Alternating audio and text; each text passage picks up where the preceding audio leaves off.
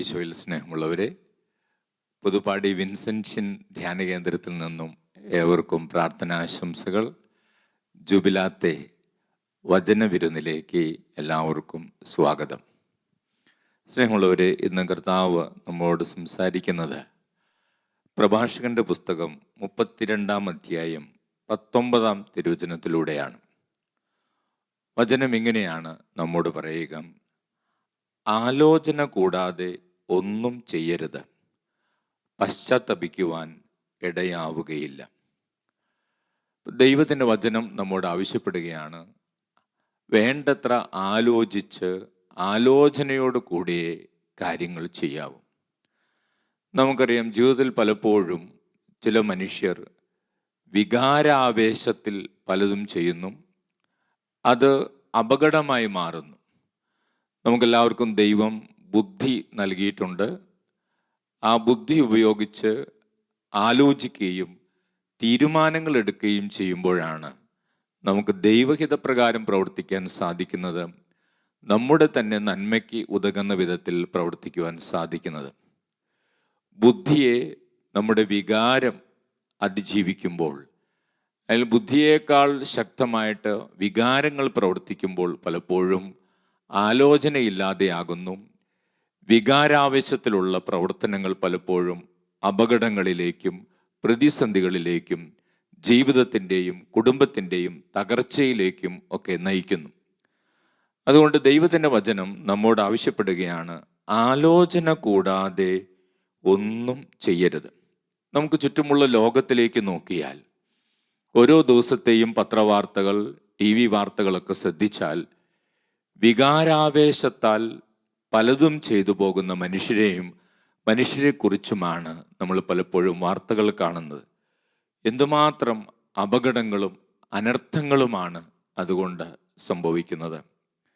സുഭാഷിതങ്ങളുടെ പുസ്തകത്തിൽ 13-ാം അധ്യായത്തിൻ്റെ 16-ാം തിരുവചനത്തിൽ നമ്മളിങ്ങനെ വായിക്കും: വിവേകി എന്തും ആലോചനയോടെ ചെയ്യുന്നു, ഭോഷനാകട്ടെ തൻ്റെ ഭോഷത്വം തുറന്നു കാട്ടുന്നു. കർത്താവിൻ്റെ വചനം പറയാണ്, വിവേകമുള്ള മനുഷ്യൻ, വിവേകിയായിട്ടുള്ള മനുഷ്യൻ എല്ലാ കാര്യങ്ങളും ആലോചനയോടെ, വേണ്ടത്ര ആലോചിച്ചതിന് ശേഷമാണ് ചെയ്യുക. കഴിഞ്ഞ ദിവസങ്ങളിൽ നമ്മളെല്ലാവരും കണ്ട ഒരു വാർത്തയാണ്, തമിഴ്നാട്ടിൽ നടന്ന ഒരു ദാരുണ സംഭവമാണ്.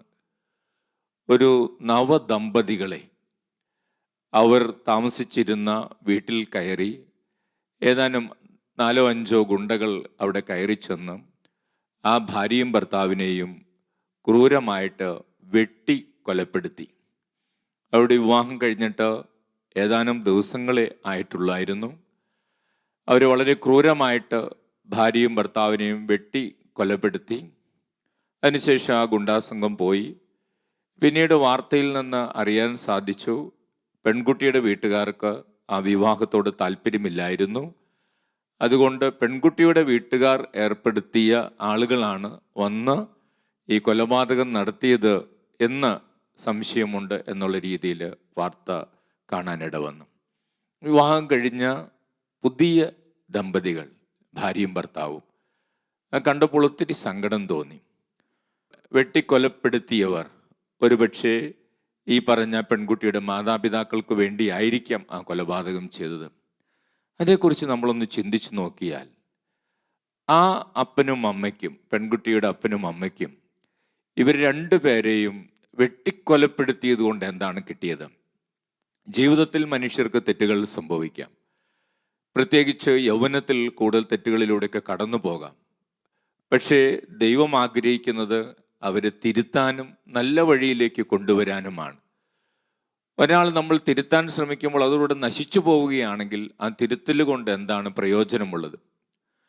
നമ്മൾ ഈ ഒരു സംഭവത്തെക്കുറിച്ച് ധ്യാനിച്ചാൽ, ഒട്ടും ആലോചനയില്ലാതെ, തീർച്ചയായിട്ടും തെറ്റായ ആലോചന ഉണ്ടായിരുന്നിരിക്കാം, ഇതെങ്ങനെ നടത്തും എന്നുള്ള കാര്യത്തിൽ ഗൂഢാലോചന ഉണ്ടായിരുന്നിരിക്കാം, പക്ഷേ ശരിയായ ആലോചന ഒട്ടുമില്ലാതിരുന്ന ഒരു സംഭവമല്ലേ ആ കുടുംബത്തിൽ അല്ലെങ്കിൽ അവിടെ നടന്നത്?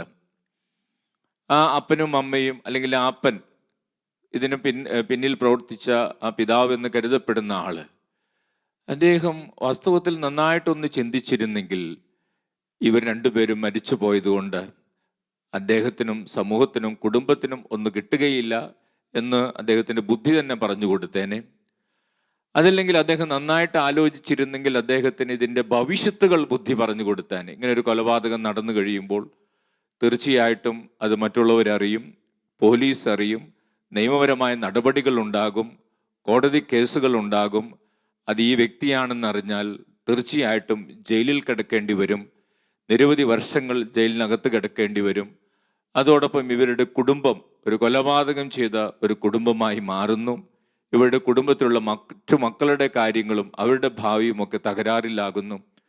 ഇതൊക്കെ ആലോചിച്ചിരുന്നെങ്കിൽ വാസ്തവത്തിൽ പെട്ടെന്നുള്ള ആ വികാര ആവേശത്തിൽ, കോപത്തിൽ നിന്നുള്ള ആ പ്രവൃത്തി ഒഴിവാക്കാമായിരുന്നു. പക്ഷെ അവിടെ ഒട്ടും ആലോചന ഇല്ലാതെ പോയി എന്ന് തന്നെയാണ്. ശരിയായ ആലോചന ഇല്ലാതെ പോയി. ഗൂഢാലോചന തീർച്ചയായിട്ടും ഉണ്ടായിരുന്നിരിക്കാം. അപ്പോൾ കർത്താവിൻ്റെ വചനം നമുക്കെല്ലാവർക്കും നൽകുന്ന ഒരു മനോഹരമായൊരു ഉപദേശമാണ്. വിവേകമുള്ളവർ, വിവേകികളായവർ നന്നായിട്ട് ആലോചിച്ചിട്ടേ കാര്യങ്ങൾ ചെയ്യും. സ്നേഹമുള്ളവരെ, നമ്മൾ ഈ വചനത്തിലൂടെ കടന്നു പോകുമ്പോൾ നമ്മുടെ കുടുംബ ജീവിതത്തിലാണെങ്കിലും അല്ലെങ്കിൽ ദാമ്പത്യ ജീവിതത്തിലാണെങ്കിലും മക്കളുമായിട്ടുള്ള ബന്ധത്തിലാണെങ്കിലും അല്ലെങ്കിൽ നമ്മുടെ സാമ്പത്തിക മേഖലകളിലാണെങ്കിലും ജോലി മേഖലയിലാണെങ്കിലും പല തകർച്ചകളും പ്രതിസന്ധികളും ഒക്കെ ഉണ്ടെങ്കിൽ അതിലൂടെ കടന്നു പോകുമ്പോൾ നമ്മൾ ചിന്തിക്കേണ്ട ഒരു കാര്യമാണ്, വേണ്ടത്ര ആലോചനയോടുകൂടിയാണോ ഞാൻ ഈ തീരുമാനങ്ങൾ എടുത്തിട്ടുള്ളത്? വേണ്ടത്ര ആലോചന ഇല്ലാതിരുന്നത് കൊണ്ടാണോ ഞാൻ ഇന്ന് ഈ പ്രതിസന്ധിയിലൂടെ കടന്നു പോകുന്നത് എന്ന് നമ്മൾ കണ്ടെത്തുന്നത് നല്ലതാണ്. പലയിടങ്ങളിലും, പല കുടുംബങ്ങളിലും, പല സ്ഥലങ്ങളിലും, പ്രത്യേകിച്ച് ഈ കാലഘട്ടത്തിൽ ആലോചനക്കുറവ് വളരെയധികമുണ്ട്. ദൈവത്തിൻ്റെ വചനം പറയുകയാണ്, ആലോചന കൂടാതെ ഒന്നും ചെയ്യരുത്. വിവേകി എപ്പോഴും വേണ്ടത്ര ആലോചിച്ചതിന് ശേഷമേ പ്രവർത്തിക്കുകയുള്ളൂ.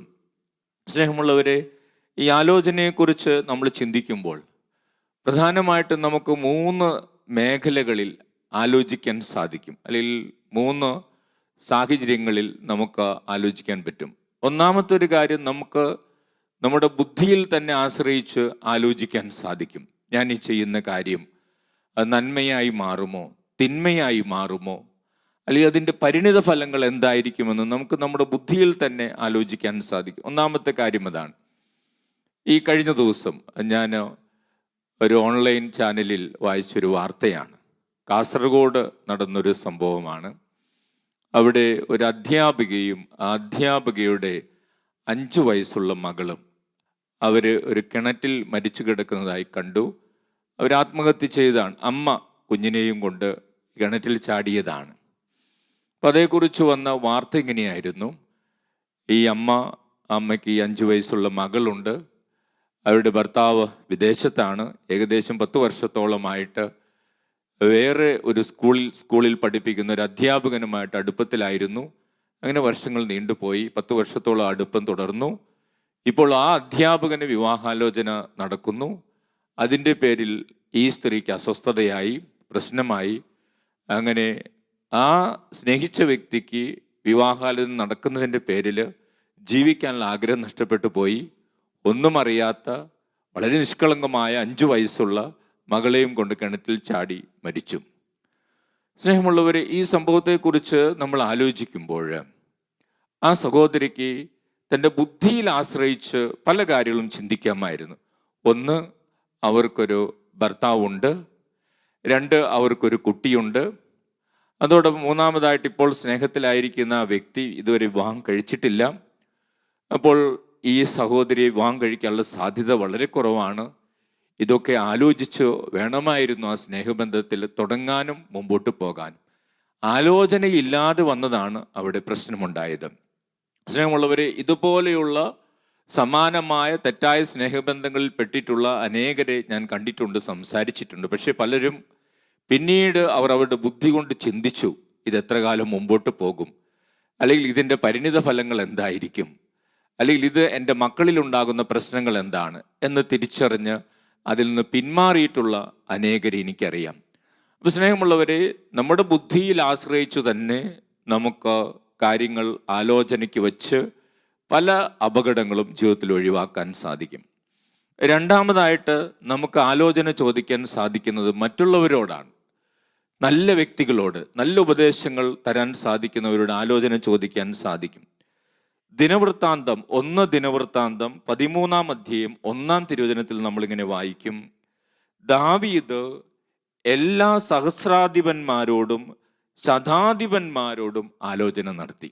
സ്നേഹമുള്ളവർ, നമുക്കറിയാം ദാവീദ് രാജാവാണ്, ഒരു രാജ്യത്തിൻ്റെ അധികാരമുണ്ടോ, എന്തും ചെയ്യാനുള്ള അധികാരമുണ്ട്. പക്ഷെ അദ്ദേഹത്തിൻ്റെ കീഴിലുള്ള സഹസ്രാധിപന്മാരോടും അദ്ദേഹത്തിൻ്റെ കീഴിലുള്ള ശതാധിപന്മാരുടെ ആലോചന നടത്തി. എന്തിനു വേണ്ടി ആലോചന നടത്തിയത്?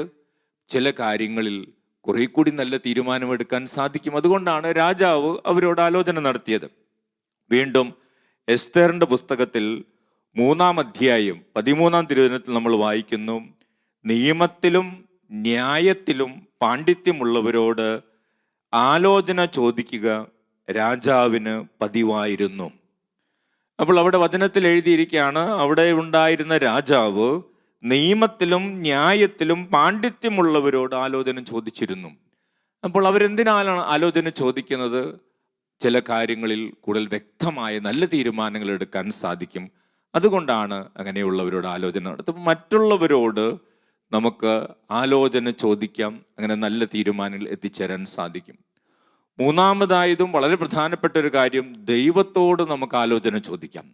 ദൈവം നമ്മളെ സഹായിക്കും. പരിശുദ്ധാത്മാവ് തന്നെ നമുക്ക് ആലോചനയുടെ ഒരു പുണ്യം നമുക്ക് തരും.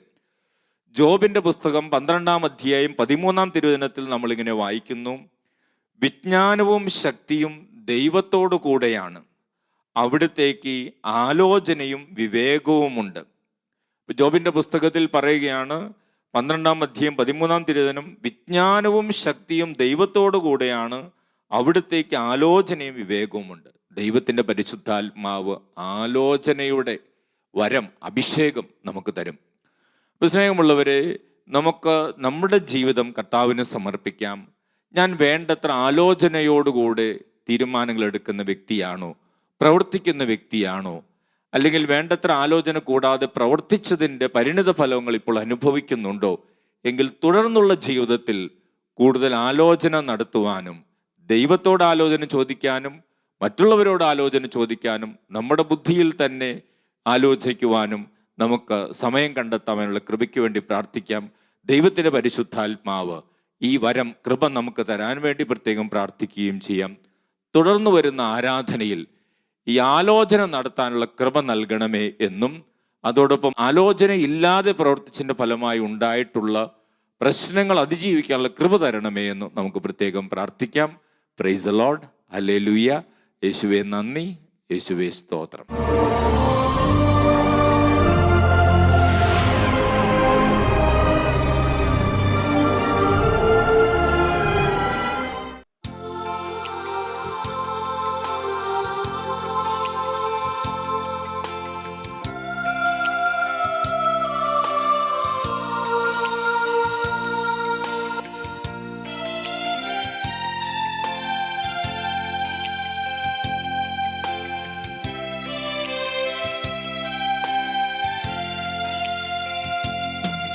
എൻ ജീവനെ കാണും നീ വലിയതാണെനിക്ക്.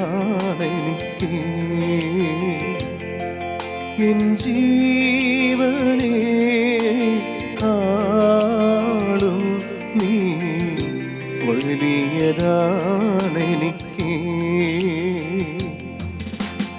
ആരാധന ആരാധന ആരാധന ആരാധന ആരാധന ആരാധന ആരാധന ആരാധന ആരാധന ആരാധന ആരാധന ആരാധന ആരാധന ആരാധന ആരാധന ആരാധന പരമ ദിവ്യകാരുണ്യത്തിന് എന്നേരവും ആരാധനയും സ്തുതിയും പുകഴ്ചയും ഉണ്ടായിരിക്കട്ടെ. പരിശുദ്ധ പരമ ദിവ്യകാരുണ്യത്തിന് എന്നേരവും ആരാധനയും സ്തുതിയും പുകഴ്ചയും ഉണ്ടായിരിക്കട്ടെ. നിത്യസ്തുതിക്ക് യോഗ്യമായ പരിശുദ്ധ പരമ ദിവ്യകാരുണ്യത്തിന് എന്നേരവും ആരാധനയും സ്തുതിയും പുകഴ്ചയും ഉണ്ടായിരിക്കട്ടെ. ഈശോയിൽ സ്നേഹമുള്ളവരെ, ജീവിക്കുന്ന അപ്പം, ജീവൻ നൽകുന്ന അപ്പം, സ്വർഗത്തിൽ നിന്ന് ഇറങ്ങി വന്ന അപ്പം നമ്മുടെ ഇടയിലുണ്ട്. ഈശോ നമ്മുടെ കുടുംബത്തിലേക്കും വ്യക്തിപരമായ ജീവിതങ്ങളിലേക്കും കടന്നു വരുന്ന സമയമാണിത്. നമ്മുടെ ജീവിത നിയോഗങ്ങൾ, കുടുംബത്തിൻ്റെ പ്രാർത്ഥനകൾ എല്ലാം ഈശോയുടെ കരങ്ങളിൽ സമർപ്പിക്കാം. നമ്മുടെ രോഗങ്ങളും ഭവനങ്ങളിൽ രോഗികളായിരിക്കുന്നവരെയും നമ്മോട് പ്രാർത്ഥനാ സഹായം ചോദിച്ചിട്ടുള്ളവരെയും ഈശോയുടെ കരങ്ങളിൽ സൗഖ്യത്തിനും അഭിഷേകത്തിനും അനുഗ്രഹത്തിനുമായി നമുക്ക് സമർപ്പിക്കാം. കർത്താവ് വചനങ്ങളിലൂടെ നമ്മോട് സംസാരിക്കുകയായിരുന്നു. ആലോചന കൂടാതെ ഒന്നും ചെയ്യരുത്. ജീവിതത്തിൽ പെട്ടെന്നുണ്ടാകുന്ന വികാരാവേശത്തിന് അടിമപ്പെട്ടു പോകുന്ന അനേകരുണ്ട്. അതിൻ്റെ ഫലമായി ഉണ്ടാകുന്ന നമ്മുടെ പലവിധത്തിലുള്ള പ്രവൃത്തികളും പിന്നീട് ദുഃഖിക്കുവാൻ ഇടയാകത്തക്കവണ്ണം നമ്മളെ അസ്വസ്ഥപ്പെടുത്തുന്നതാണ്. കർത്താവ് തിരുവചനങ്ങളിലൂടെ നമ്മോട് പറയുകയാണ്, വേണ്ടത്ര ആലോചന കൂടാതെ ഒന്നും ചെയ്യരുത്. വികാരാവേശങ്ങളിലല്ല നമ്മൾ തീരുമാനങ്ങൾ എടുക്കേണ്ടത്, പ്രവർത്തിക്കേണ്ടത്.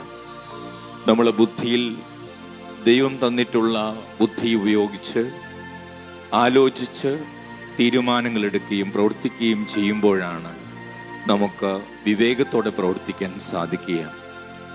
കർത്താവിൻ്റെ വചനം നമ്മളെ ഓർമ്മിപ്പിച്ചു, വിവേകി എന്തും ആലോചനയോടെ ചെയ്യുന്നു. ദൈവത്തിൻ്റെ വചനത്തിലൂടെ കടന്നു പോകുമ്പോൾ ആലോചനയില്ലാതെ എടുത്തു ചാടി പ്രവർത്തിച്ച് വലിയ ദുരന്തങ്ങളിലേക്ക് ജീവിതങ്ങളും കുടുംബങ്ങളും കടന്നുപോയ ചിലരെക്കുറിച്ച് നമ്മൾ കേട്ടു. അങ്ങനെയുള്ള അനേകർ ഈ ഭൂമിയിലുണ്ട്.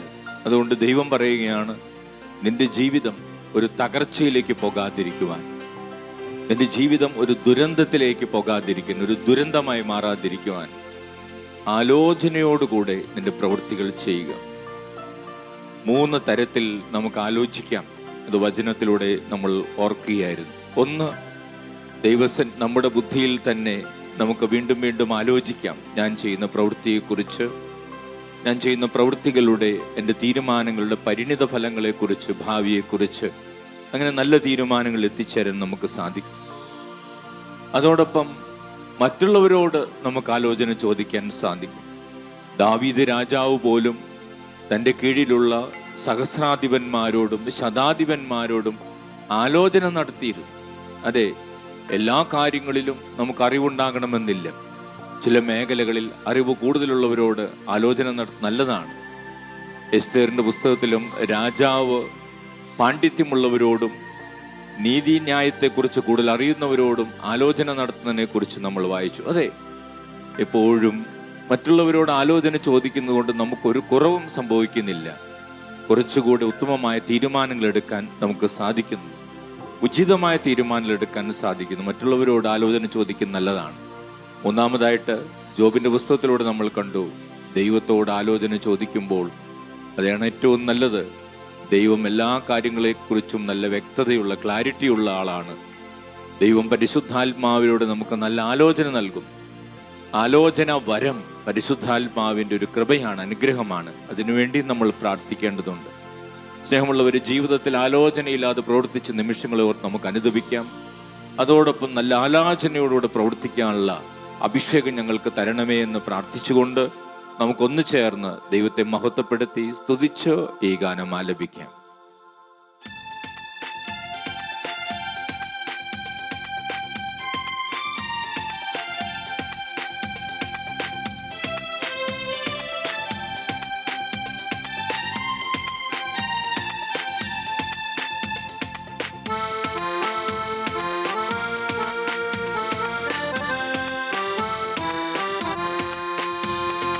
ആത്മാവിൻ തീനാളങ്ങൾ മഴയായി പെയ്യട്ടെ. ആത്മാവിൻ തീനാളങ്ങൾ മഴയായി പെയ്യട്ടെ. ആദിമസഭയുടെ കൂട്ടായ്മയിൽ ആത്മാവിൻ തീമഴ പെയ്തതുപോ. ആദിമസഭയുടെ കൂട്ടായ്മയിൽ ആത്മാവിൻ തീമഴ പെയ്തതുപോ. ആത്മാവിൻ തീനാളങ്ങൾ മഴയായി പെയ്യട്ടെ. ആത്മാവിൻ തീനാളങ്ങൾ മഴയായി പെയ്യട്ടെ. ഈശോയെ, ദൈവത്തിൻ്റെ ആത്മാവേ, ഞങ്ങളുടെ കുടുംബങ്ങളിലേക്ക് കടന്നു വരണമേ. ഈ ആരാധനയിൽ പങ്കെടുക്കുന്ന ഓരോ കുടുംബത്തിലേക്കും ഓരോ സമൂഹത്തിലേക്കും ദൈവത്തിൻ്റെ ആത്മാവിൻ്റെ ശക്തി കടന്നു വരട്ടെ. അഭിഷേകം കൊണ്ട് നിറയട്ടെ. ഈ ആരാധനയിൽ പങ്കെടുക്കുന്ന രോഗികൾക്ക് സൗഖ്യം ലഭിക്കട്ടെ, വിടുതൽ ലഭിക്കട്ടെ, അഭിഷേകം കൊണ്ട് നിറയട്ടെ. സാമ്പത്തിക തകർച്ചകളിൽ ദൈവത്തിൻ്റെ ഇടപെടലുണ്ടാകട്ടെ. ദൈവത്തിൻ്റെ ആത്മാവേ, വന്ന് നിറയണമേ.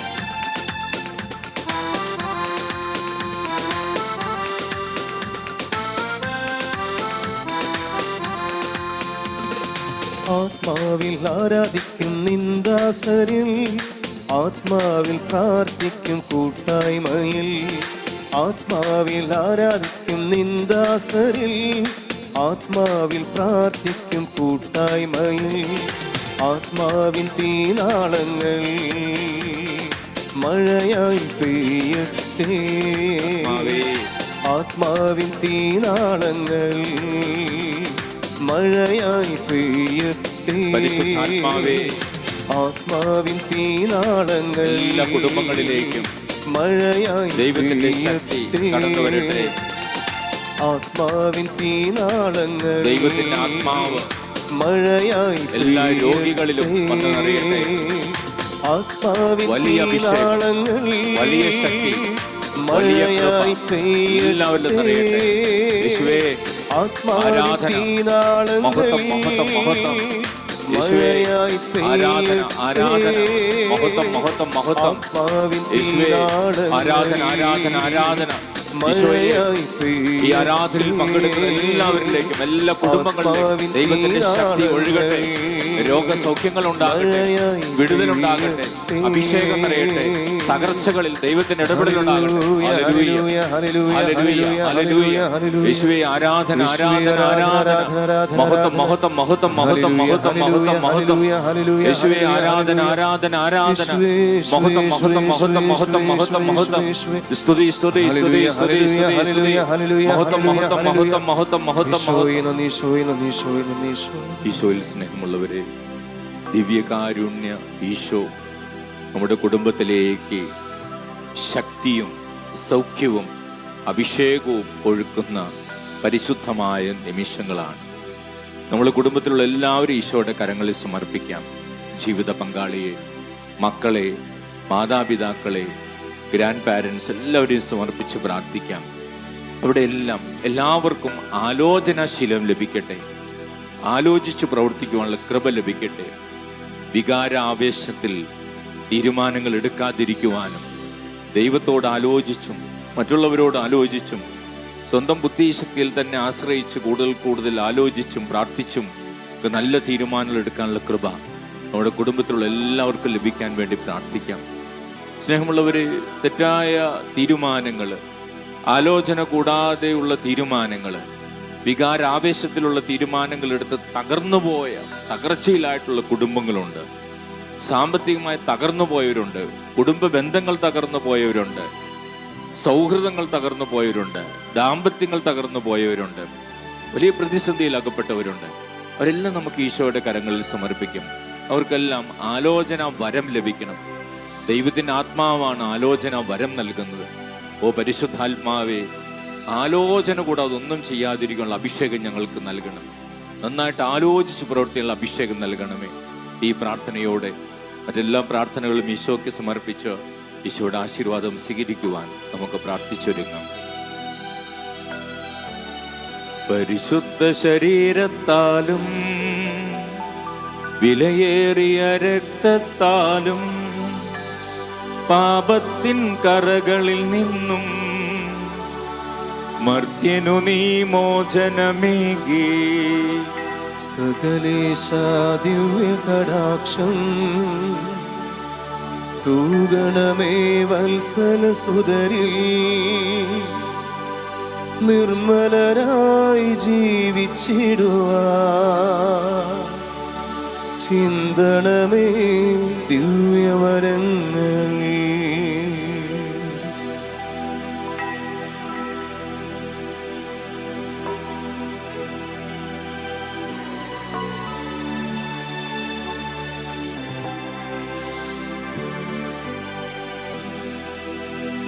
പരിശുദ്ധ പരമ ദിവ്യകാരുണ്യത്തിന് എന്നേരവും ആരാധനയും സ്തുതിയും പുകഴ്ചയും ഉണ്ടായിരിക്കട്ടെ.